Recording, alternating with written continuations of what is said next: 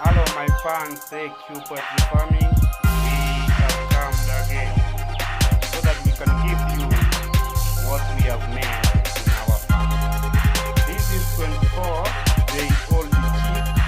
As you see, they are well vaccinated under first Newcastle, first Gumboro, and second Newcastle. We are waiting to vaccinate them week 28, day 28 against Gumboro. So as you see, you can see they are very healthy.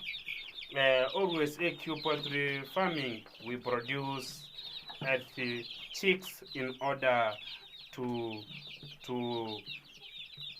satisfy our customers. As you see, this is our brooder.